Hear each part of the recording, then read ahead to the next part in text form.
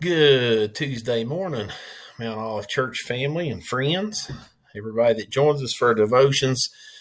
Glad to do another week here of our devotions this week and this Tuesday morning. I hope you got to watch the pastor's devotion for Monday. Man, I thought that was it was just great, and he continued on, pulled out the point again of he hears, he knows, and he is. We're going to continue on in John chapter 20 here today with our devotion. We're going to go to verse 24 if you want to turn over there, if you got something. If not, I'm going to put it on the screen here in just a second. But I want to say how thankful I am for our church family, the support the last several days through revival leading up to Easter.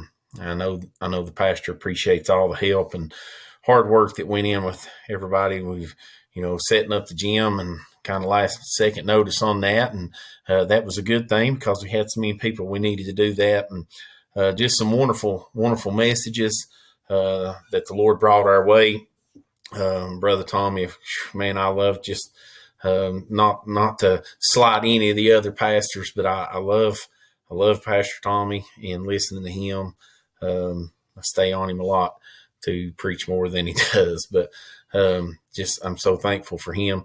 Thankful for Brother Scott. What a wonderful message that he brought, and it's always a blessing when he comes to visit us. And then with Brother Keith, got to know him last year, and man, just so thankful that the Lord allowed him to come down and be with us. And getting to know Keith last year, we on our mission trip, the first night we were there, Don comes in, and every night you always sit around and you have what we call God moments, and we always sit and talk, and we always have a time of worship. And Don came in that night. I didn't really know any of the other people from the other church at that time. And Don comes in and says, "All right, pastor's going to lead worship tonight." And man, I'm telling you, I started praying. I thought, "Whoa, man!"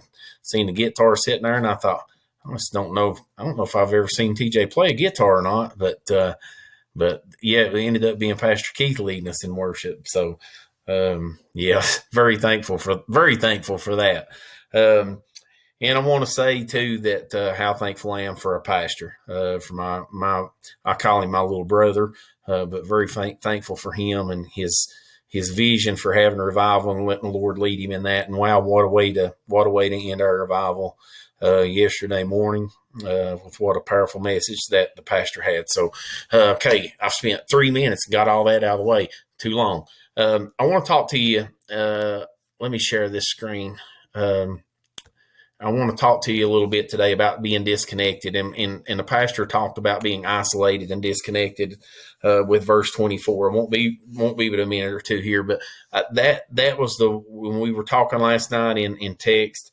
That was the one part that I think hit home for me the most, because I have found myself before.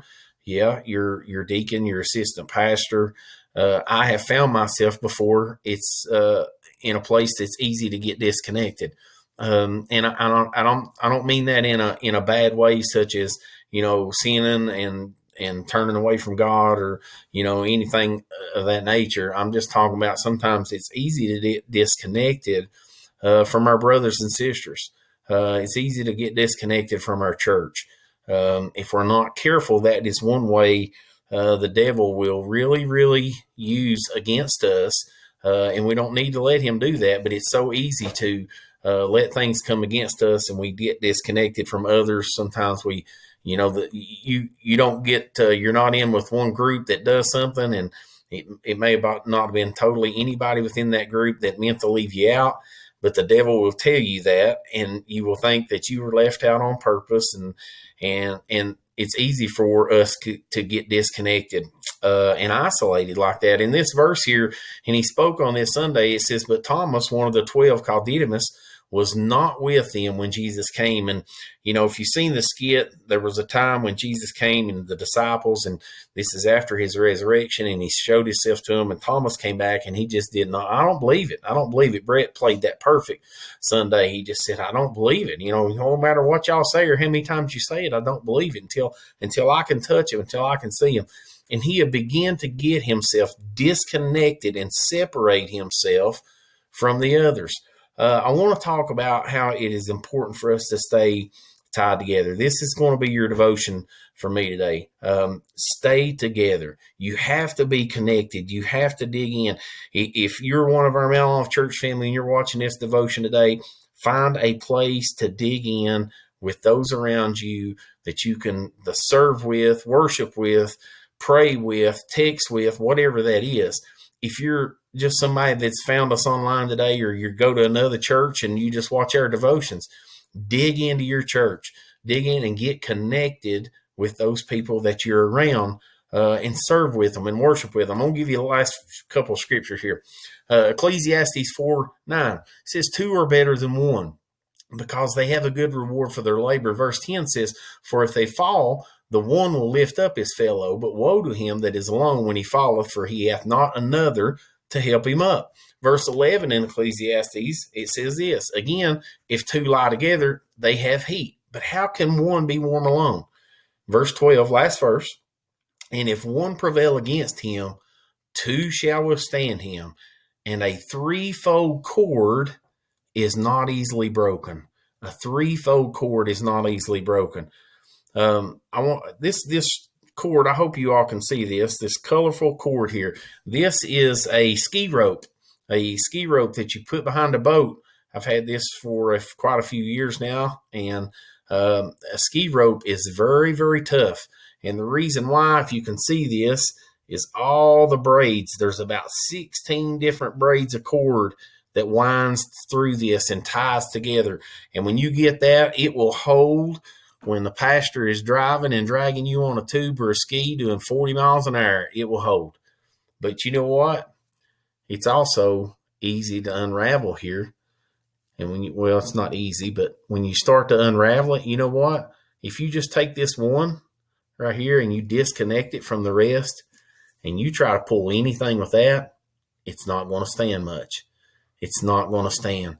But when it's woven together, wow, picture that, church. We got to be woven together. We got to be woven together in our worship. We got to be woven together in our prayer. We got to be woven together in our service. If you find yourself, maybe you found yourself, it's easy when we get down, we get discouraged, we get depressed. It's easy to get ourselves disconnected and we try to separate.